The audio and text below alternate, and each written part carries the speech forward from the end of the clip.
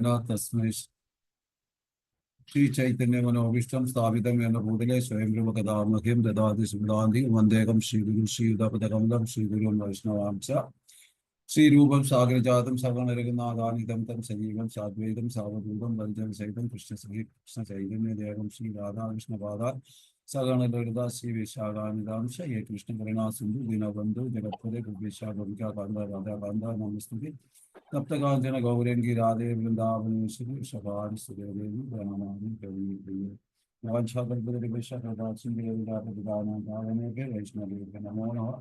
जय जय श्री चैतन्य जय नित्यानंद जय अद्वैत चंद्र जय गौर भक्त वृंद हरे कृष्ण कृष्ण कृष्ण हरे हरे हरे राम राम राम हरे हरे हरे कृष्ण कृष्ण कृष्ण हरे हरे हरे राम राम राम हरे हरे हरे कृष्ण कृष्ण कृष्ण हरे हरे हरे राम राम राम हरे हरे निताय गौर प्रमानंदे हरे കൃഷ്ണ.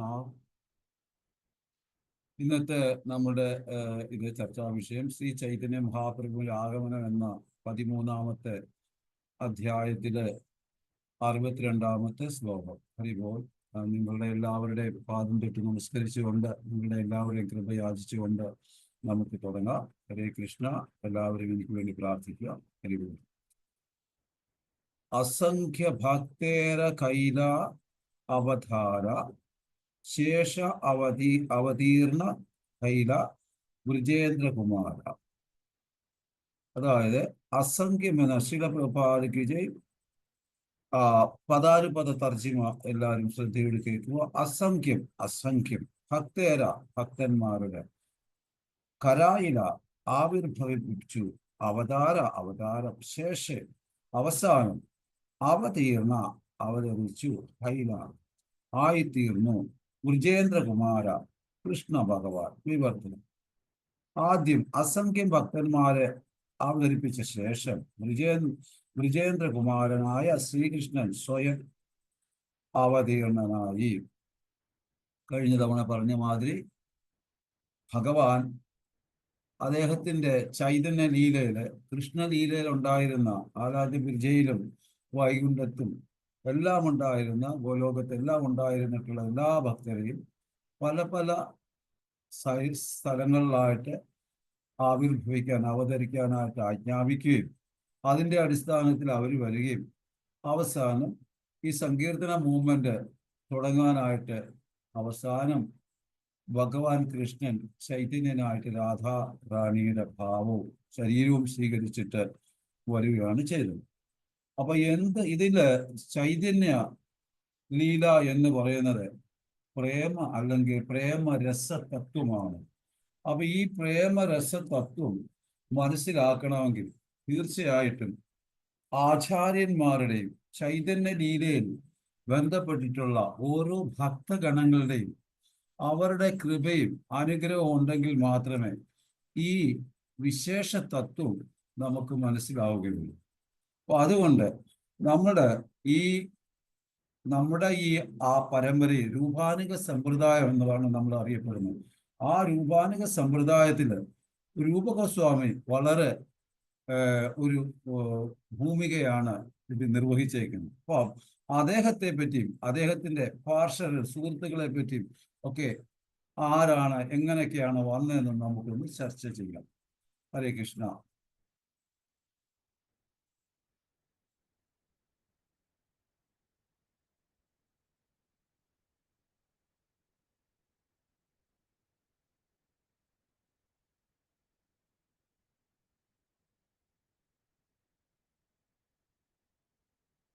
ഹരേ കൃഷ്ണ.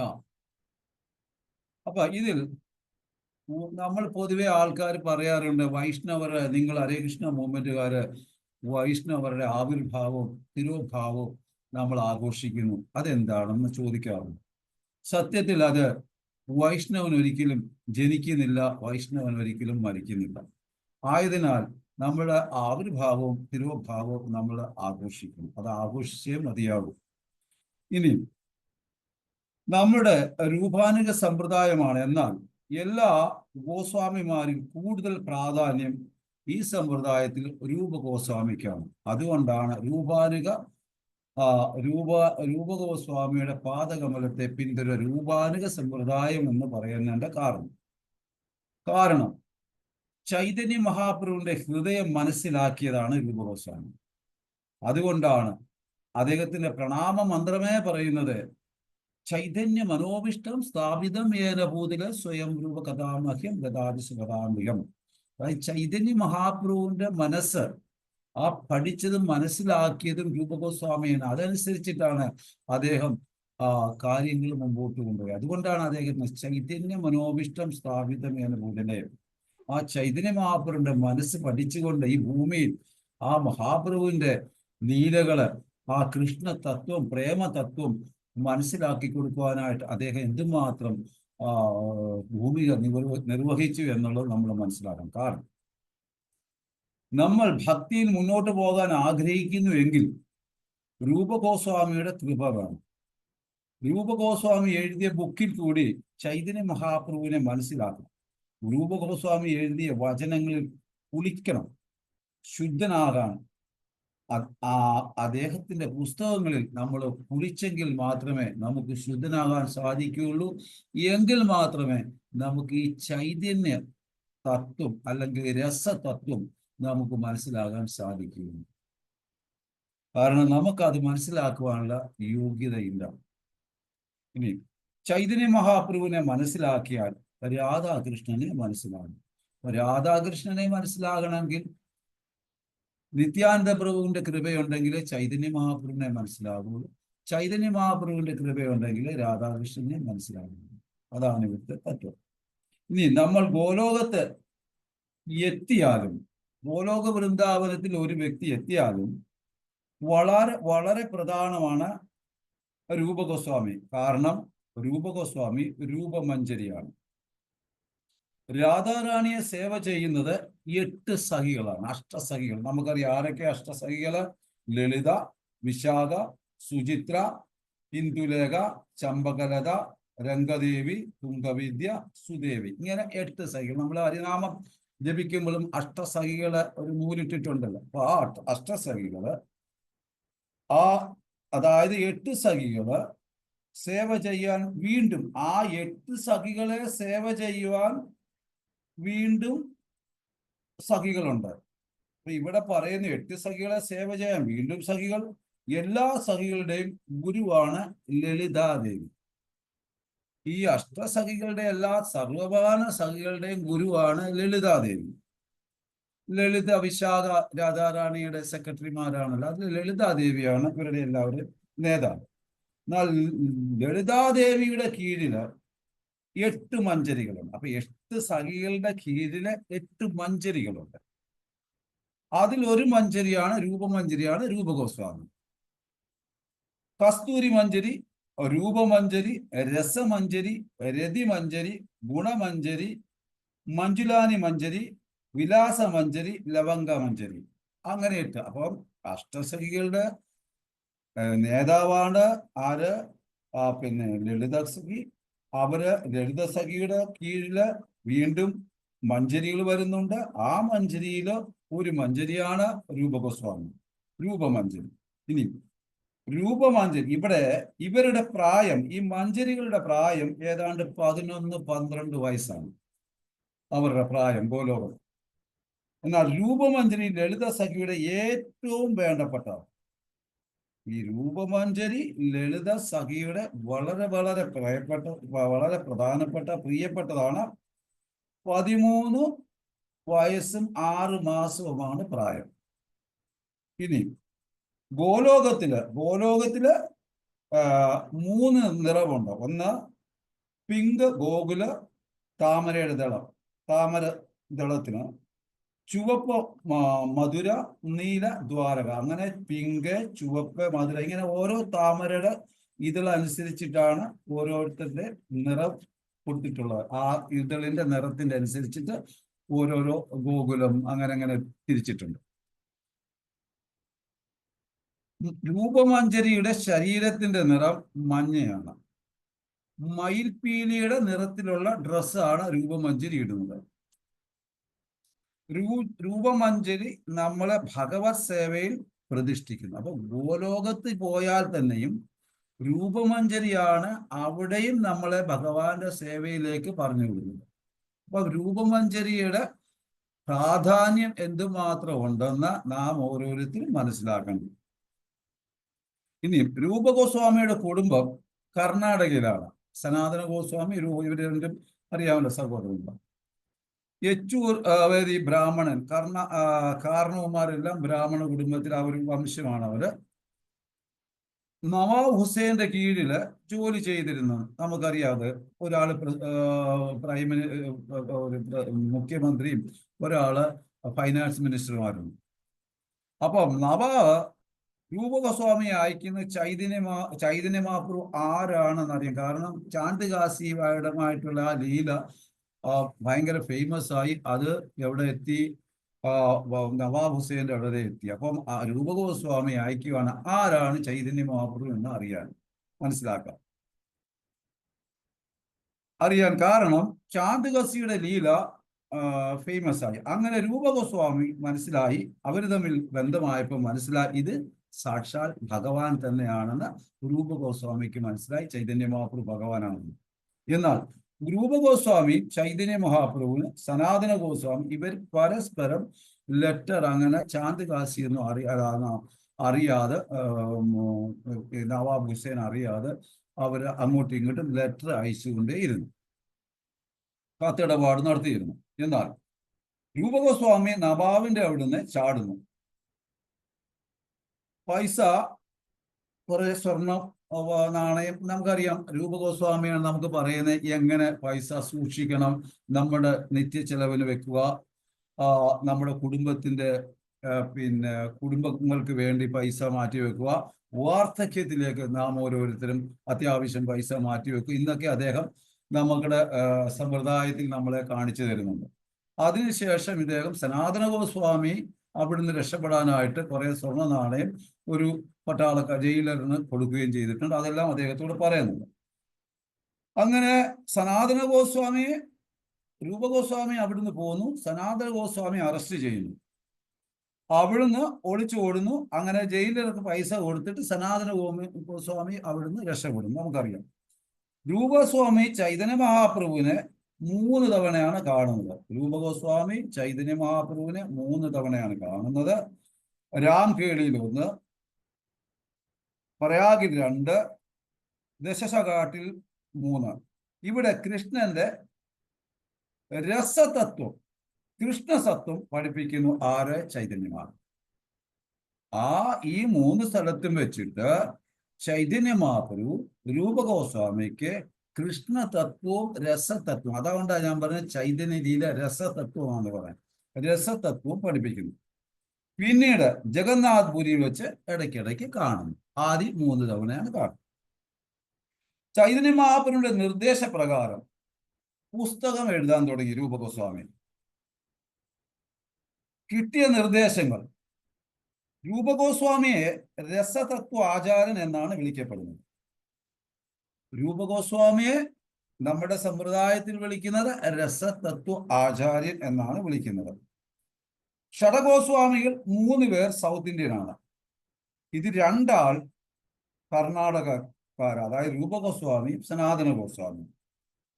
പിന്നെ ഗോപാലഭട്ട ഗോസ്വാമി തമിഴ്നാട്ടിൽ നിന്നാണ് വരുന്നത്. അപ്പോൾ ആ ഷഡഗോസ്വാമിയിൽ 3 പേർ സൗത്ത് ഇന്ത്യൻസ് ആണ്.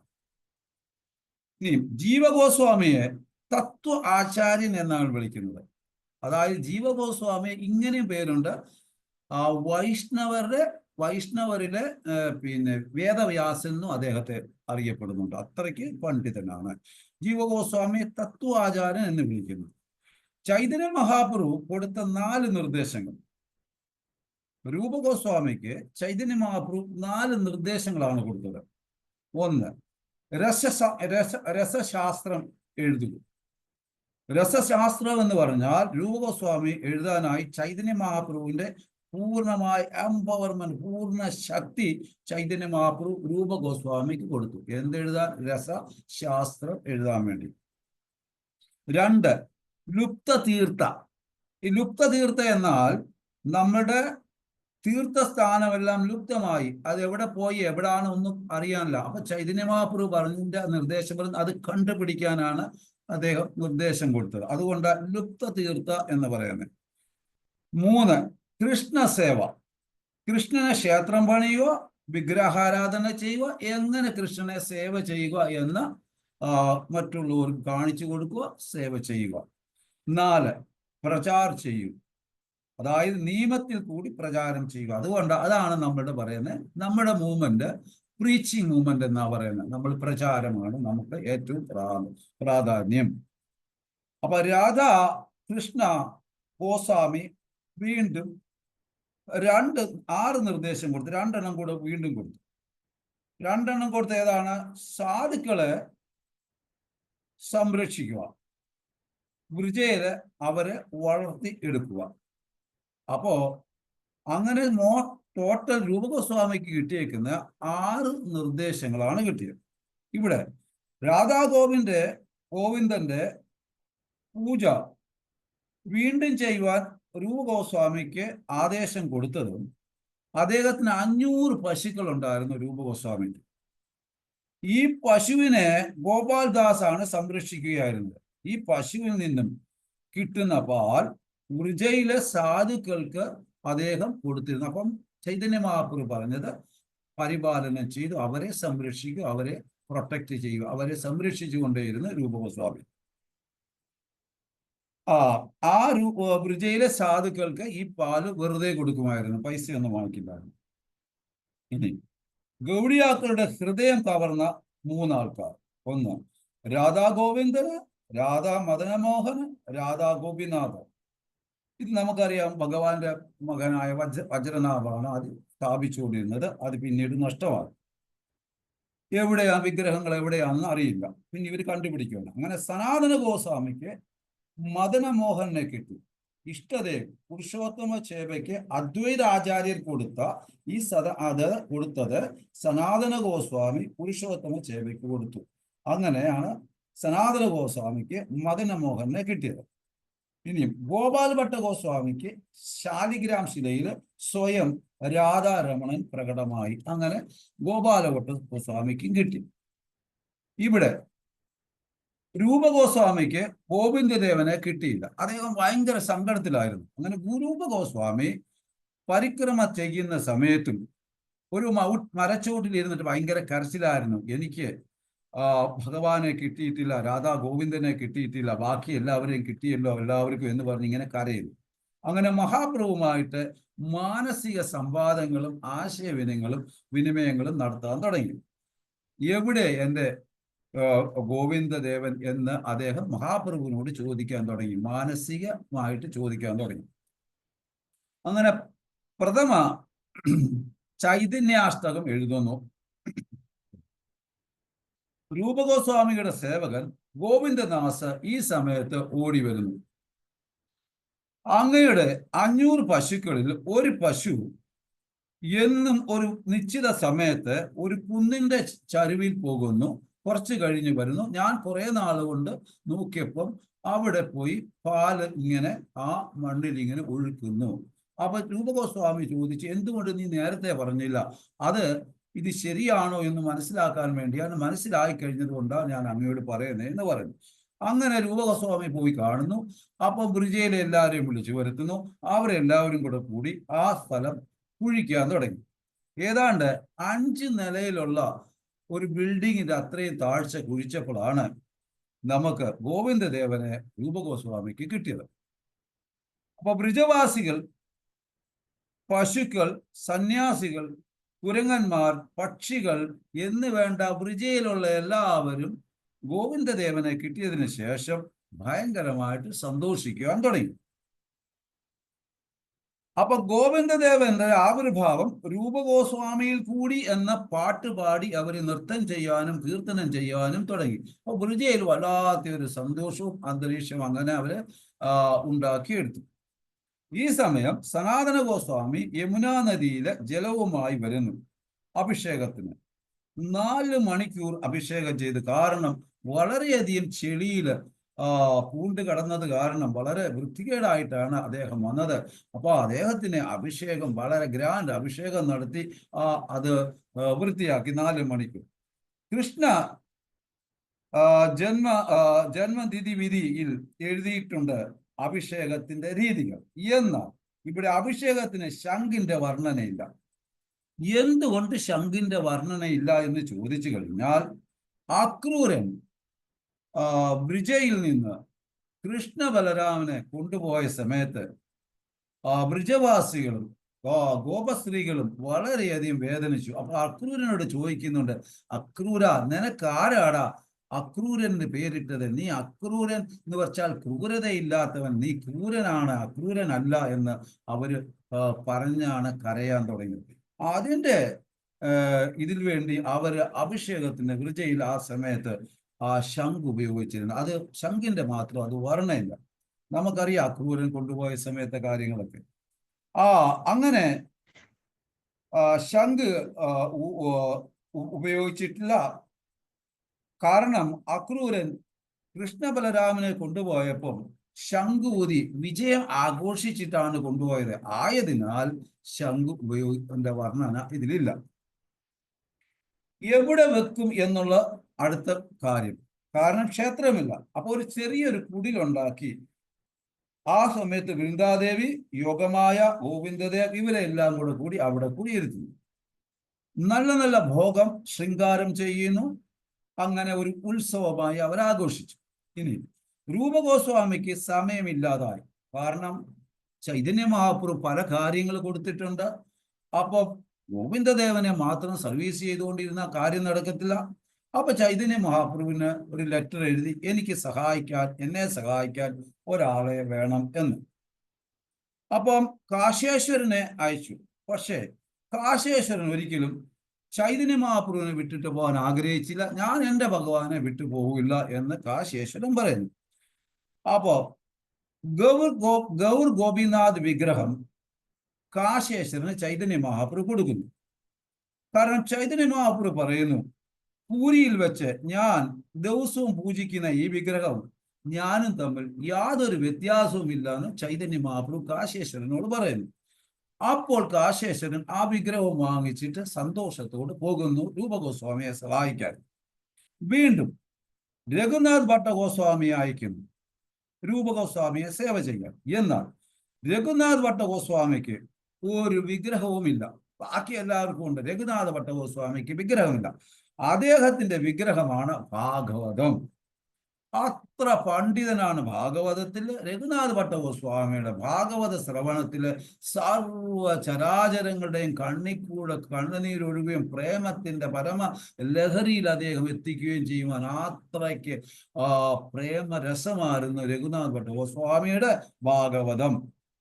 അപ്പൊ ഭാഗവതം പഠിക്കുകയോ അത് പറയുകയോ ഇതായിരുന്നു അദ്ദേഹത്തിന്റെ ഏറ്റവും വലിയ ഇഷ്ടദേവനായിട്ട് ഭാഗവതത്തെ അദ്ദേഹം സ്വീകരിച്ചത്. എന്നാൽ രഘുനാഥ് ഭട്ടഗോസ്വാമി കത്ത് വരുന്നു ചൈതന്യ മഹാപ്രഭുവിന്റെ രാധാ ഗോപിനാഥന് ക്ഷേത്രം പണിയാൻ എന്ന്. അതും സ്വർണത്തിൽ വേണം ക്ഷേത്രം പണിയാൻ. അങ്ങനെ ഇരിക്കുമ്പോൾ രഘുനാഥ് ഭട്ടഗോസ്വാമിയുടെ ഒരു ശിഷ്യൻ ചെറിയൊരു ക്ഷേത്രം പണിയാൻ അവിടെ പ്രേമഭാവത്തിൽ ഇവരെയെല്ലാം കുടിയിരിക്കുന്നു. അതിഭയങ്കരമായ ഭാഗവത പ്രവാചകനായിരുന്നു രഘുനാഥ ഭട്ടഗോസ്വാമി. അപ്പോ ഈ രൂപഗോസ്വാമിയുടെ ഒരു ശിഷ്യനായിട്ട് ഒരു മാൻസിംഗ് രാജാവ് വളരെ ഭക്തനായിരുന്നു, നല്ല ഭക്തനായിരുന്നു. പാകിസ്ഥാനിൽ നിന്ന് വരുന്നു കൽക്കട്ടയിലെ പ്രശ്നങ്ങൾ തീർക്കാനായിട്ട്, അതായത് അക്ബറിനെ സഹായിക്കാനായിട്ട്. അപ്പൊ ഇവിടെ ഗോവിന്ദജിയുടെ ദർശനം എടുക്കുന്നു. ഗോവിന്ദജിയോട് വാക്ക് പറയുന്നു, ഈ പ്രശ്നങ്ങൾ സോൾവ് ആക്കി തന്നാൽ ഞാൻ അങ്ങക്ക് ക്ഷേത്രം പണിഞ്ഞു തരാമെന്ന്. അങ്ങനെ 67 യുദ്ധം അക്ബറിന് വേണ്ടി ചെയ്തു. ഈ 67 ജയിച്ചു.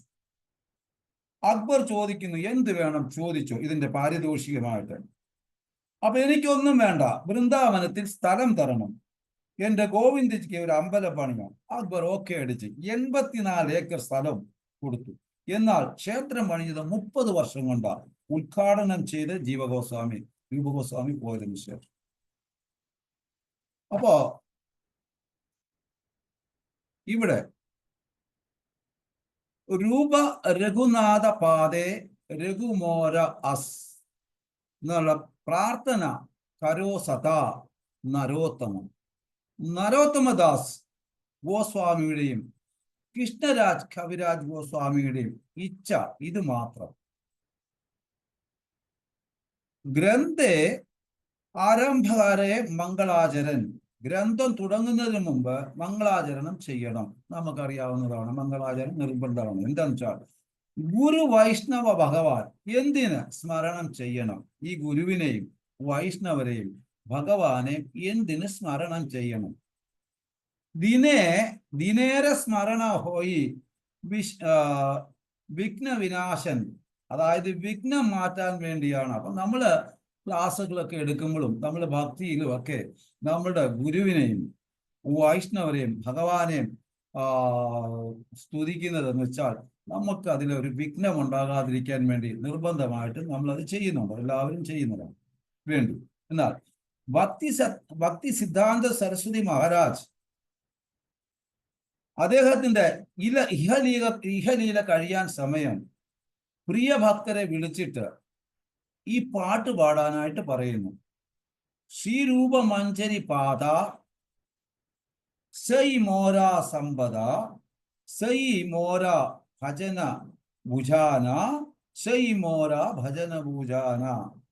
അപ്പോ അദ്ദേഹം ഈ പാട്ട് പാടാനാണ് തൻ്റെ പ്രിയ ഭക്തരോട് പറയുന്നത്. നരോത്തമദാസ് ഠാക്കൂർ എഴുതിയത് രൂപമഞ്ജരിയുടെ കൃപ, അതും ശ്രീമതി രാധാറാണിയുടെ വളരെ വേണ്ടപ്പെട്ട സേവക, അത് കാരണം രൂപമഞ്ജരി വളരെ ക്ലോസ് ആയതാണ് ചൈതന്യ മഹാപ്രഭുവിന്. കാരണം രൂപമഞ്ജരി നമ്മൾ മുമ്പ് കണ്ടു, രാധാറാണിയുടെ വളരെ വേണ്ടപ്പെട്ടതാണ്. ചൈതന്യ മഹാപ്രഭുവിന്റെ ഹൃദയം അറിയാവുന്നതാണ് രൂപഗോസ്വാമി. അപ്പൊ ചൈതന്യ മഹാപ്രഭുവിന് രൂപഗോസ്വാമിയുടെ വളരെ അധികം പ്രിയപ്പെട്ട ആരായിരുന്നു. രഘുനാഥ് ഗോസ്വാമി രതി മഞ്ജരിയാണ്. രൂപഗോസ്വാമി രൂപമഞ്ജരി.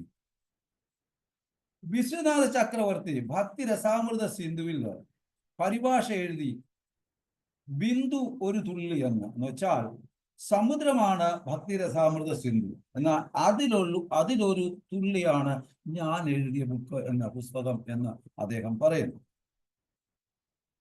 അപ്പോ സമുദ്രം രൂപഗോസ്വാമി എഴുതിയത്, സമുദ്ര ഭക്തിയുടെ വിശ്വനാഥ ചക്രവർത്തിയുടെ കമന്ററി ഒരു തുള്ളി എന്നാണ് പറയപ്പെടുന്നത്. ഇനി സനാതന ഗോസ്വാമി പാദ് എഴുതിയ ബൃഹത് ഭാഗവതം, രൂപഗോസ്വാമി പാദ് എഴുതി ലഘു ഭാഗവതം, വിശ്വനാഥ ചക്രവർത്തി ലഘു ഭാഗവതത്തിന്റെ കമന്ററി ഭാഗവത അമൃത കണ എന്ന ഒരു പുസ്തകമുണ്ട്. കണ എന്ന് പറഞ്ഞാൽ ഒരണു എന്ന്. അമൃതത്തിന്റെ ഒരണു രൂപഗോസ്വാമി ഉജ്ജ്വല നീലാമണി എഴുതി. ഉജ്ജ്വല നീലാമണി എന്ന് പറഞ്ഞാൽ, നീലമണി എന്നാൽ കൃഷ്ണന്റെ വേറെ ഒരു പേര്, അതായത് നീലവജ്രം. അങ്ങനെയാണ് ഉജ്ജ്വല നീലാമണി എന്ന പേര് ഇടാൻ കാരണം. അപ്പോ വിശ്വനാഥ് ചക്രവർത്തി ഠാക്കൂർ എഴുതി ഉജ്ജ്വല നീലാമണി കിരൺ, നീലമണിയുടെ ഒരു പ്രകാശം എന്ന രീതിയിൽ അദ്ദേഹം എഴുതി. അങ്ങനെ വിശ്വനാഥ് ചക്രവർത്തി വൈഷ്ണവരുടെ രാജാവായിരുന്നു. വിശ്വനാഥ് ചക്രവർത്തി ഠാക്കൂർ എഴുതി നരോത്തമ അഷ്ടകം. നരോത്തമദാസ് ഠാക്കൂറിനെ സ്തുതിക്കുന്നു. ഈ നരോത്തമദാസ് ഠാക്കൂർ പൂർണ്ണ ശരണാഗതിയിൽ രൂപഗോസ്വാമിയിലായിരുന്നു. അപ്പൊ ഈ നരോത്തമ ഠാക്കൂർ നമുക്കറിയാം, നരോത്തമദാസ് ഠാക്കൂർ ഒരുപാട് കീർത്തനങ്ങളും ഒക്കെ എഴുതിയിട്ടുണ്ട്. പക്ഷെ ഈ നരോത്തമദാസ് ഠാക്കൂർ പൂർണ്ണമായിട്ടും രൂപഗോസ്വാമിയിൽ ശരണം പ്രാപിച്ചിരുന്നു. ഇനി രഘുനാഥ് ഗോസ്വാമി പ്രയോജന തത്വ ആചാര്യൻ എന്നാണ് പറയുന്നത്. രഘുനാഥ് ഗോസ്വാമിയെ പ്രയോജന തത്വ ആചാര്യൻ എന്നാണ് വിളിക്കപ്പെടുന്നത്. 50 വർഷത്തോളം രാധാകുണ്ടിൽ ഇരുന്ന് ജപിച്ചു. രാധാകൃഷ്ണനെ സേവ ചെയ്തുകൊണ്ട് 50 വർഷക്കാലം അദ്ദേഹം രാധാകുണ്ടിൽ, ഇപ്പോഴും അദ്ദേഹത്തിന്റെ കുട്ടീരമുണ്ട്, ജപിച്ചു. തവ ഇവ ആസ്മി തവ ഇവ ആസ്മി ന ജീവ അമി ത്വയാമിന ഇതി വിദ്യായ ദേവി ത്വയം നയന്മാം ചരണാന്തികം ഭജാമി രാധ അരവിന്ദ നേത്രം സ്മരാമി രാധാ മാധുര്യരസ്യം വധാമി രാധാം കരുണാഭരദ്രം തതോമ അന്യാസി ഗതിനാഖാവി. രഘുനാഥ് ഗോസ്വാമി രാധാകൃഷ്ണന്റെ പാദകമലത്തിൽ ശരണം പ്രാപിച്ചു. അപ്പൊ രഘുനാഥ് ഗോസ്വാമി രാധാകൃഷ്ണന്റെ പാദകമലത്തിൽ ശരണം പ്രാപിച്ചു. രഘുനാഥ് ഗോസ്വാമി രൂപചരിതം എഴുതി.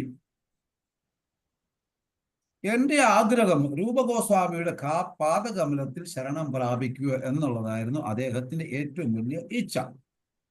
ശ്രീമദ് രൂപപാദാംബോജ തുഷ്യാം ജന്മജന്മനെ. സനാതന ഗോസ്വാമിയുടെ പ്രാർത്ഥന നമഃ ചൈതന്യദേവായ. എന്റെ അർത്ഥം എന്ന് വെച്ചാൽ ചൈതന്യ മഹാപ്രഭുവിനെ നമസ്കരിക്കൂ. നമസ്മൈ ഭാഗവതേ നമ. ഭഗവാൻ സ്വയമാണ് ചൈതന്യ മഹാപ്രഭു. യത് രൂപമണി മാസൃത്യ. ആരുടെ രൂപം ആണ്? ചിത്രം നിത്യാദി അയം ജഡ. കൃഷ്ണൻ രൂപം മനസ്സിൽ ധ്യാനിച്ച് നൃത്തം ചെയ്യുന്നു സനാതന ഗോസ്വാമി. അപ്പോ രൂപസനാതനന്മാര് കൃഷ്ണന്റെ രൂപം മനസ്സിൽ ധ്യാനിച്ചിട്ടാണ് നൃത്തം ചെയ്യുന്നത്. അപ്പോ രൂപഗോസ്വാമി മാണിക്യമാണ് ചൈതന്യ ലീലയിൽ എന്ന് സനാതന ഗോസ്വാമി പറയുന്നു. അപ്പൊ സനാതന ഗോസ്വാമി രൂപഗോസ്വാമിയുടെ പറയുന്നത് ചൈതന്യ ലീലയിൽ രൂപഗോസ്വാമി മാണിക്യമാണെന്നാണ് സനാതന ഗോസ്വാമി പറയുന്നത്. ഒന്ന് ആലോചിച്ച് നോക്കിയേ. സനാതന ഗോസ്വാമിയെ ചൈതന്യ മഹാപ്രഭു കെട്ടിപ്പിടിച്ചിട്ട് പറയുന്നു. സനാതന ഗോസ്വാമി പറയുന്നു, എനിക്കൊന്നും അറിയത്തില്ല ഭഗവാനെ. എല്ലാവരും പറയുന്നു ഞാൻ വലിയ പണ്ഡിതനാണ്, പക്ഷെ എനിക്കൊന്നും അറിയില്ല, ഒന്നും അറിയില്ലാത്തവനാണ്, എനിക്ക് അങ്ങയുടെ കൃപ തരണേ. അപ്പോ ചൈതന്യ മഹാപ്രഭു സനാതന ഗോസ്വാമിയെ കെട്ടിപ്പിടിച്ചിട്ട് പറയുന്നു, സനാതന നീ എന്തെഴുതുന്നോ അതാണ് ശാസ്ത്രമെന്ന്. അത്രയ്ക്ക് അനുഗ്രഹം കിട്ടിയവരാണ് ഇവർ. ഒരിക്കല് രൂപഗോസ്വാമി സനാതന ഗോസ്വാമിയോട് പറയുന്നു, രാധാറാണിയുടെ മുടി കരിനാഗത്തിന്റെ കൂട്ടാണ്. അപ്പൊ സനാതന ഗോസ്വാമിക്ക് അതത്ര അങ്ങോട്ട് സുഖിച്ചില്ല, രാധാറാണിയുടെ മുടി കരിനാഗത്തിനോട് ഉപമിച്ചത്. പക്ഷെങ്കിൽ സനാതന ഗോസ്വാമി ഒന്ന് എതിരും പറഞ്ഞില്ല. അങ്ങനെ ഇരിക്കെ സനാതന ഗോസ്വാമി ഒരിക്കലും, നമുക്കറിയാമല്ലോ പണ്ട് കുളിക്കുന്ന പുരുഷന്മാരുടെ കടവും സ്ത്രീകളുടെ കടവും സെപ്പറേറ്റ് ആണ്, വേറെ വേറെയാണ്. അങ്ങനെ സനാതന ഗോസ്വാമി യമുനയിൽ കുളിച്ചുകൊണ്ടിരിക്കുന്ന സമയത്ത് അപ്പുറത്ത് പുറകു തിരിഞ്ഞിരിക്കുന്ന ഒരു സ്ത്രീയുടെ കേശം ഒരു പാമ്പ് കരിനാഗം കിടന്ന് പുളയുന്ന മാതിരി, കരിനാഗം മാതിരി സനാതന ഗോസ്വാമിക്ക് കാണാൻ സാധിച്ചു. അപ്പോൾ സനാതന ഗോസ്വാമി ഒച്ച വെക്കുന്നു, അത് നാഗമുണ്ടേ, പക്ഷെ ശബ്ദം അങ്ങോട്ട് വെളിയിൽ വരുന്നില്ല.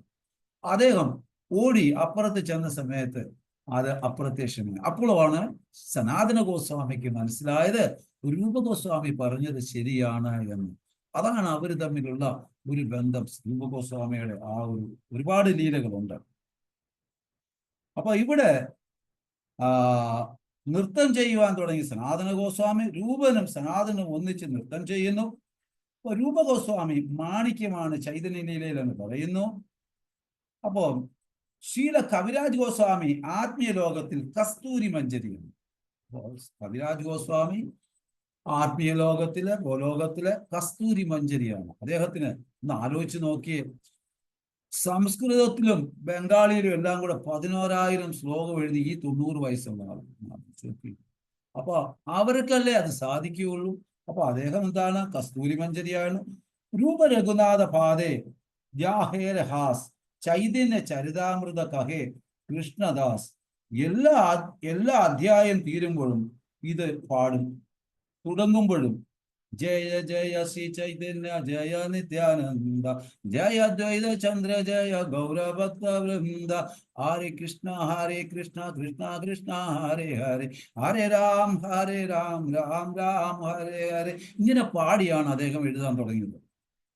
അവസാനിക്കുമ്പോഴും തുടങ്ങുമ്പോഴും. അങ്ങനെ ബ്രിജേന്ദ്രനന്ദ രാധാകൃഷ്ണൻ, രാധാറാണിയുടെ സ്വരൂപം രൂപചൈതന്യ മഹാപ്രഭു 10 ദിവസം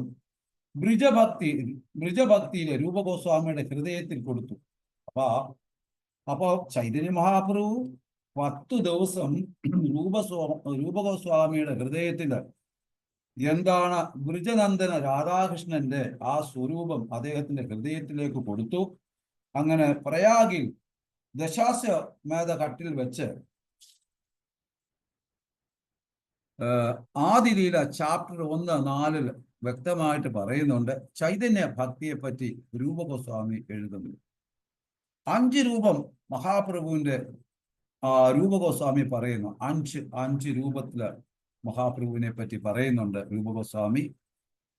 ഒന്ന്, മഹാപ്രഭുവിനെ ഒരു സിംഹമായിട്ടാണ് ചിത്രീകരിച്ചിരിക്കുന്നത്. അതായത് മഹാപ്രഭു പഴുത്ത സ്വർണ്ണ നിറം, അതായത് സിംഹത്തിന് നരഹരി. ഹരി ചൈതന്യ മഹാപ്രഭുവാണ്. അതുകൊണ്ടാണ് നരഹരി എന്ന് പറയുന്നത്. ചുട്ടുപഴുത്ത സ്വർണത്തിന്റെ നിറം അദ്ദേഹത്തെ വിളിക്കുന്ന നരഹരി. അപ്പോൾ ചൈതന്യ മഹാപ്രഭു ഒരു നരഹരിയാണ്. സിംഹ ആചാര്യ, നമ്മുടെ ഭക്തി സിദ്ധാന്ത സരസ്വതി മഹാരാജിനെ വിളിക്കുന്ന സിംഹ ആചാര്യനെ ശില പ്രഭുപാദ് വിളിക്കുന്നത്. അതുപോലെ ഇവിടെ രൂപഗോസ്വാമി നരഹരി എന്നാണ് അവർ പറയുന്നത്. ഇനി 2, സിംഹത്തിന്റെ ശരീരം. കാരണം നെഞ്ച് ഭയങ്കരമായിട്ട് വിരിഞ്ഞ് നിൽക്കുകയും ഇടുപ്പ് ഭയങ്കരമായിട്ട് ഒതുങ്ങുകയും കയ്യ് മുട്ടിന്റെ അവിടെ വരെ നീണ്ടു കിടക്കുകയും മുടി തോള് വരെ കിടക്കുകയും കണ്ണ് ചെവിയുടെ അവിടെ വരെ നീണ്ടതും അത്ര മനോഹരമായ സുന്ദരത്തിന്റെ അതിസുന്ദരമാണ്. അതായത് മായാപൂരില് നവദ്വീപില് ചൈതന്യ മഹാപ്രഭു കുളിച്ചു കഴിഞ്ഞ് തിലകമിട്ട് സിൽക്ക് ധോത്തി വിട്ട് വരുന്നത് കാണാനായിട്ട് 2 സൈഡിലും ആൾക്കാർ കാത്തു നിൽക്കുകയായിരുന്നു. എപ്രകാരം പിന്നെ വൃന്ദാവനത്തിലെ കാലികളെ മേയിച്ചിട്ട് കൃഷ്ണ ബലരാം വരുമ്പോൾ ഗോപസ്ത്രീകൾ എപ്രകാരം കാത്തു നിൽക്കുന്നു, അപ്രകാരം. അതായത് വൃന്ദാവനത്തിൽ പോയിട്ടുള്ളവർക്ക് എല്ലാവർക്കും അറിയാം, ഈ ഗലികളില് അതായത് പശുക്കളുടെ കുളമ്പടി കേൾക്കുന്ന സമയത്ത് സർവമാന മുതിർന്ന ഗോപസ്ത്രീകൾ താഴെ വരികയും മറ്റുള്ള ഗോപസ്ത്രീകള് ജനല് തുറന്നിടുകയും ഈ സമയത്ത് ഭഗവാൻ ഈ വിയർത്ത് അദ്ദേഹത്തിന്റെ കണ്ണിൽ കൂടിയും മുഖത്തെല്ലാം മണ്ണും വിയർപ്പും കൂടെ ചേർന്ന് പറ്റിപ്പിടിക്കുകയും ഉത്തരീയങ്ങളും മുണ്ടെല്ലാം പാറിപ്പറന്ന് തലമുടി പാറിപ്പറന്ന് നടന്ന ആ അതിമനോഹരമായ സൗന്ദര്യം ആസ്വദിക്കുവാനായിട്ട് ഗോപസ്ത്രീകൾ ഗോപന്മാരും മുതിർന്ന ഗോപസ്ത്രീകളും ഒക്കെ എപ്രകാരം കാത്തു നിന്നോ അപ്രകാരം ചൈതന്യ മഹാപ്രഭു ഗംഗയിൽ കുളി കഴിഞ്ഞിട്ട് വരുമ്പോൾ എല്ലാ 2 സൈഡിലും ആൾക്കാർ ചൈതന്യ മഹാപ്രഭുവിന്റെ സൗന്ദര്യം ആസ്വദിക്കാനായിട്ട് നിന്നിരുന്നു. ഇവിടെ ആ സമയത്ത് വിജയില് കൃഷ്ണ ബലരാം കാലികളെ മേച്ചു വരുന്ന സമയത്ത് ഈ ഇമ്മ വെട്ടുന്ന ഒരു സന്ദർഭം വന്നപ്പോൾ ബ്രഹ്മദേവനെ കണ്ണിന് ഇമ വെട്ടുന്ന സന്ദർഭം വന്നപ്പോൾ ബ്രഹ്മദേവനെ ബ്രഹ്മദേവൻ എന്തുകൊണ്ടാ ഈ ഇമ ഇങ്ങനെ വിട്ടാനായിട്ട് സമയം? അത്ര നേരം നമുക്ക് ഞങ്ങളുടെ പ്രാണനാഥനായ കൃഷ്ണനെ കാണാൻ, ബലരാമനെയും കാണാൻ സാധിക്കുന്നില്ലല്ലോ എന്നുള്ള ഒരു തത്വം വന്നപ്പോഴാണ് ഭഗവാൻ ആ കരുണാവാരിതനായ പ്രേമവത്സലനായ ഭക്തവത്സലനായ ഭഗവാൻ ശരിക്കും അത് ഗോവർദ്ധന ലീലയിൽ അതും ഒരു കാരണമാണ്. കാരണം ഈ 7 ദിവസവും ഈ ഇമ വെട്ടാതെ ഭഗവാനെ കണ്ടുകൊണ്ടേയിരുന്നു. അതിനുള്ള അവസരം അവർക്ക് ഭഗവാൻ കൊടുത്തു. തന്നെയുമല്ല, നമ്മുടെ സമ്പ്രദായത്തില് ചപ്പൻ ഭോഗം എന്ന് പറയുന്ന സമ്പ്രദായം വരുന്നത് ഒരു ദിവസം യശോദമാർ 8 തവണ ഭഗവാന് ഭോഗം കൊടുക്കുമായിരുന്നു. 7 ദിവസം 56 ഐറ്റം ഈ ഗോവർദ്ധന ലീല കഴിഞ്ഞു വന്നപ്പോ യശോദമായി കൊടുത്തു. അന്ന് തൊട്ടാണ് ചപ്പൻ ഭോഗത്തിന്റെ സമ്പ്രദായം നമ്മുടെ സമ്പ്രദായത്തിൽ വരുന്നത്. അതുപോലെ ഈ ഭഗവാന്റെ മുടി, ചൈതന്യന്റെ മുടി എന്ന് പറയാൻ തോളുവത്തം വരെ കിടക്കുന്ന ആ മുടി ഒരിക്കൽ ബാർബർ സന്യാസം സ്വീകരിക്കാൻ പോകുന്ന സമയത്ത് ഷേവ് ചെയ്യുമ്പോൾ അദ്ദേഹം സമ്മതിച്ചില്ല. പക്ഷേ അദ്ദേഹത്തെ കൊണ്ട് നിർബന്ധിച്ച് ഷേവ് ചെയ്തപ്പോൾ അദ്ദേഹം പറഞ്ഞു, ഇനി മേലാൽ ഞാൻ ഒരാളുടെയും മുടി ഷേവ് ചെയ്യത്തില്ല എന്ന് പറഞ്ഞ് കുത്തി ഓടിക്കുവാൻ. കാരണം അത്ര മനോഹരമാണ് ചൈതന്യ മഹാപ്രഭുവിന്റെ മുടി. അതേ മുടിയാണ് രാധാറാണിയുടെ മുടി കരിനാഗത്തിന്റെ കൂട്ടാണെന്ന് രൂപഗോസ്വാമി പറഞ്ഞത്. എങ്ങനെ കൃഷ്ണലീലയും ചൈതന്യ ലീലയും കൂടെ ലിങ്ക് ചെയ്യുമ്പോൾ മാത്രമാണ് നമുക്കതിൻ്റെ മാധുര്യ തത്വം മനസ്സിലാകുന്നത്. എന്താണ് നമ്മൾ പോകുന്നത്, ഏത് വഴി കൂടെയാണ് പോകുന്നത്, ഏത് പ്രേമഭാവമാണ്, മാധുര്യ രസമാണ്, ഔദാര്യ ഭാവമാണെന്ന് നമുക്ക് മനസ്സിലാവുകയുള്ളൂ. അമന 2, സിംഹത്തിന്റെ തലമുടി തോളിൽ തൊട്ടുകിടക്കുന്നു. എന്നാൽ അപ്രകാരം ചന്ദ്രന്റെ തലമുടിയും മുടിയും പൂളിൽ പൊട്ടുകിടക്കുന്നു. 4. ചൈതന്യ മഹാപ്രഭുവിനെ അവതരിച്ചത് സിംഹ രാശിയിലാണ്, അതുകൊണ്ടാണ് ഗൗരഹരി സിംഹരാശിയിലാണ്. 5. സിംഹം ഗുഹയിൽ കയറിയാൽ മറ്റു മൃഗങ്ങൾ വന്നാൽ അദ്ദേഹം നായാട്ടില്ല, ഗർജിക്കത്തേയുള്ളൂ. ആ ഗർജനം കേട്ട്, സിംഹഗർജനം കേട്ട് ആ ഗുഹയുടെ പരിസരത്തുള്ള എല്ലാ മൃഗങ്ങളും ഓടി രക്ഷപ്പെടും. അപ്രകാരം ഇവിടെ ഹൃദയം, നമ്മുടെ ഹൃദയമാണ് ഇവിടെ ഗുഹ. ഈ നമ്മുടെ ഹൃദയത്തില് കാമ, ക്രോധ, ലോഭ, മോഹ, മതമാത്സര്യം, കുശുംബ, കുന്നായ്മ, കുതുകാലുവെട്ട, പാരവെപ്പ്, ഇതെല്ലാം നമ്മുടെ ഹൃദയത്തിലുണ്ട്. അതെല്ലാം വന്യമൃഗങ്ങളാണ്. എന്നാൽ ഹരേ കൃഷ്ണ കൃഷ്ണ കൃഷ്ണ ഹരേ ഹരേ, ഹരേ രാമ രാമ രാമ ഹരേ ഹരേ എന്ന ഹരിനാമം ജപിക്കുമ്പോൾ ചൈതന്യ മഹാപ്രഭു നമ്മുടെ ഹൃദയത്തിൽ കയറിയിട്ട് ഹരി ബോൽ ഹരി ബോൽ ഹരി ബോൽ എന്ന് ഗർജിക്കുമ്പോൾ ഈ കാമക്രോധ ലോഭ മോഹ മതമാത്സല്യം അസൂയ കുന്നായ്മ പാരവെക്ക പിരിവെട്ടല് എന്ന് വേണ്ട എല്ലാം ഹൃദയത്തിൽ നിന്ന് ഓടിപ്പോകും. ഇപ്രകാരം ചൈതന്യ മഹാപ്രഭു സിംഹം ഗുഹയിൽ നിന്ന് ഗർജിക്കുമ്പോൾ ആ ഗുഹയുടെ പരിസരത്തുള്ള മൃഗങ്ങൾ ഓടി രക്ഷപ്പെടുന്നു. അപ്രകാരം നമ്മുടെ ഹൃദയത്തിലേക്ക് ചൈതന്യ മഹാപ്രഭു കയറി ഹരിനാമത്തിൽ കൂടി കയറി കഴിഞ്ഞ് ഗർജിക്കുമ്പോൾ, ഹരി ബോൽ എന്ന് ഗർജിക്കുമ്പോൾ നമ്മുടെ ഹൃദയത്തിലെ മാലിന്യങ്ങളെല്ലാം ഓടി രക്ഷപ്പെടും. ഇവിടെ ഉടനെ എല്ലാ മൃഗങ്ങളും ആ ഹൃദയത്തിൽ നിന്ന് ഓടുന്ന മാതിരി പരമാനന്ദപുരി എന്ന് പറയുന്ന ആള് ഉദ്ധവരാണ്. കാരണം ഇനി അങ്ങോട്ട് ഓരോരുത്തരുടെ ഭക്തരുടെയും പേര് പറഞ്ഞിട്ടുണ്ട്. അപ്പൊ പരമാനന്ദപുരിയെ പറ്റി പറയുമ്പോൾ പരമാനന്ദപുരി ഉദ്ധവരാണ്. നമുക്കറിയാം ഭക്തിയുടെ യഥാർത്ഥ തത്വം, ടെക്നോളജി കൃഷ്ണൻ കൊടുത്തത് ഉദ്ധവർക്കാണ്. അദ്ദേഹം പരമാനന്ദപുരിയായിട്ടാണ് ചൈതന്യ നിലയിൽ വരുന്നത്. സിംഹം കൃപ കൊടുക്കുന്നു. ആർക്ക്? ആനയ്ക്ക്. ഹരി ദിനോധാരി ജഗപതി കൃപാസെ ഗജ താരിത എന്ന് വെച്ചാൽ രൂപഗോസ്വാമി പറയുന്നു, മഹാപ്രഭു സിംഹം, മഹാരാജ പ്രതാപരുദ്രന് ഗജപതി. മഹാരാജ പ്രതാപരുദ്രൻ ഗജപതിയാണ്, മഹാപ്രഭു സിംഹമാണ്. സിംഹം ഗജപതിക്ക്, ആനയ്ക്ക് കൃപ കൊടുക്കുന്നു. നോക്കൂ, നമുക്കറിയാം ശിവഭഗവാന്റെ കഴുത്തില് പാമ്പുണ്ട്. അവരുടെ കുടുംബത്തിൽ എല്ലാവരും പരസ്പരം അങ്ങോട്ടും ഇങ്ങോട്ടും ശത്രുക്കളാണ്. പക്ഷെ എത്ര സ്നേഹത്തോടും സാഹോദര്യത്തോടും സന്തോഷത്തോടുമാണ് കഴിയുന്നത്. അപ്പൊ ആനയുടെ രാജാവ് നോക്കൂ, സിംഹം ആനയ്ക്ക് കൃപ കൊടുക്കുന്നു. എവിടെ കാണാൻ കഴിയും? ഇതാണ് ചൈതന്യ ചരിതാമൃതം. നടക്കാത്തത് നടത്തി കാണിക്കും. അപ്പൊ ചൈതന്യ ചരിതാമൃതത്തിൽ ഇങ്ങനെയുള്ള ലീലകളാണൊക്കെ നടക്കുന്നത്. അത് നാം ഓരോരുത്തരും ഒന്ന് മനസ്സിലാക്കിയാൽ നമുക്ക് ഈ ചൈതന്യ ലീലയിൽ എന്താണെന്ന്, ഇവരുടെയൊക്കെ കൃപ എന്തുകൊണ്ട് നമുക്ക് കിട്ടുന്നുവെന്ന് പറഞ്ഞു. അപ്പോ ഇനി രഘുനാഥ് ഗോസ്വാമി എന്ന് പറയുന്ന കലികാലത്തിൽ, ഒരു 2 മിനിറ്റ് കൂടെ എടുക്കുന്നതിൽ വിരോധമില്ലല്ലോ. കലികാലത്തിൽ ഭഗവാന്റെ നാമം അഖണ്ഡനാമം ജപിച്ചോളാനാണ് പറയുന്നത്. എന്നാൽ ഏവം മൃതസ്വ പ്രിയാന നാമകീർത്തയ ജാതാന രാഗേ നൃത്തതിതോ ഉച്ചായി. ഭഗവാന്റെ നാമം ജപിച്ചോ. നമ്മൾ ഹരിനാമം ജപിക്കുന്നത് എന്തുകൊണ്ട്? നമ്മൾ ശ്രീ ചൈതന്യ മഹാപ്രഭുവിന്റെ പാദകമലം പിന്തുടരുന്നു. രാധയും കൃഷ്ണനും കൂടി അതാണ് ചൈതന്യ മഹാപ്രഭു. കൃഷ്ണൻ ഗർഭഗൃഹത്തിലിരുന്ന് മതിയായി ഞാനും ഭക്തനായി വരുന്നു. ഭക്തൻ അനുഭവിക്കുന്ന ആനന്ദം എനിക്കും അനുഭവിക്കണം. അപ്പോ ഭഗവാൻ വിഗ്രഹരൂപത്തില് ഗർഭഗൃഹത്തിൽ ഇരുന്നു കൊണ്ട് അദ്ദേഹത്തിന് മതിയായി. അപ്പൊ ചൈതന്യം ഭഗവാൻ ആഗ്രഹിക്കുന്നു, ഞാനും ഭക്തന്റെ രൂപത്തിൽ വന്നിട്ട് എനിക്കും ഭക്തർ ആസ്വദിക്കുന്ന ആനന്ദം എനിക്കും ഒന്ന് ആസ്വദിക്കണം എന്ന ഭാവത്തിലാണ് അദ്ദേഹം വരുന്നത്.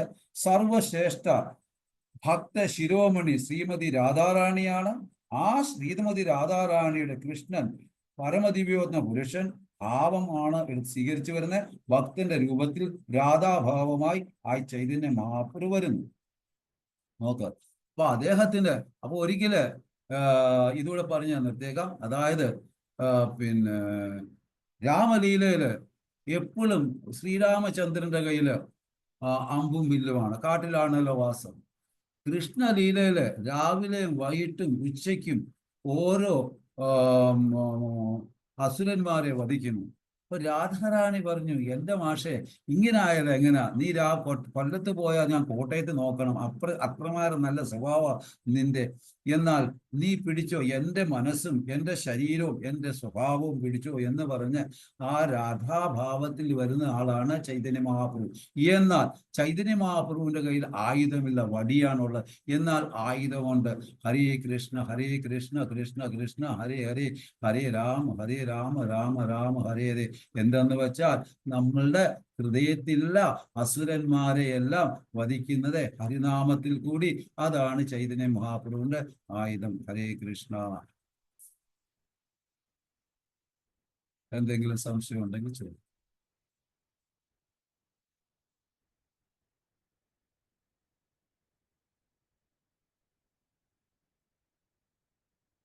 ഹരിബോൾ. ഹരേ കൃഷ്ണ. കാരണം കൃഷ്ണന്റെ രാധായുടെ ഹൃദയം കവർന്നുകൊണ്ടാണ് ചൈതന്യ മഹാപ്രഭു നമുക്ക് കൊണ്ട് തന്നെ ഹരിനാമം രാധാറാണിയുടെ ഹൃദയമാണ്. ശരിക്കും മോഷ്ടിച്ച സാധനങ്ങൾക്ക് വിലയില്ലല്ലോ. കള്ളൻ ഒരു വീട്ടിൽ മോഷണം നടത്തി സ്വർണ്ണക്കടയൊക്കെ എടുത്തു കഴിഞ്ഞാൽ ശരിയായ വില കൊടുക്കുന്നുണ്ടോ സ്വർണ്ണക്കാരൻ? ഇല്ല, സ്വർണ്ണക്കടക്കാരൻ. അപ്രകാരം ചൈതന്യ മഹാപ്രഭു ഫ്രീ ആയിട്ട് നമുക്ക് ഈ ഹരിനാമം കൊണ്ട് തന്നോട്ട് നമുക്ക് ആർക്കും അതിനോട് വലിയ വിലയില്ല. വരുമ്പോൾ ആരുടെ അനക്കമില്ല, എല്ലാവരും ഓൺ ചെയ്തിട്ട് പോയെന്ന് തോന്നുന്നു. ഹരേ കൃഷ്ണ പ്രഭു. താങ്ക് യു പ്രഭു. പ്രണാമം പ്രഭു. നല്ല ക്ലാസ് പ്രഭു. Thank you. ഹരേ കൃഷ്ണ. ഹരേ കൃഷ്ണ. നല്ല ക്ലാസ് പ്രഭു. ഹരേ കൃഷ്ണ.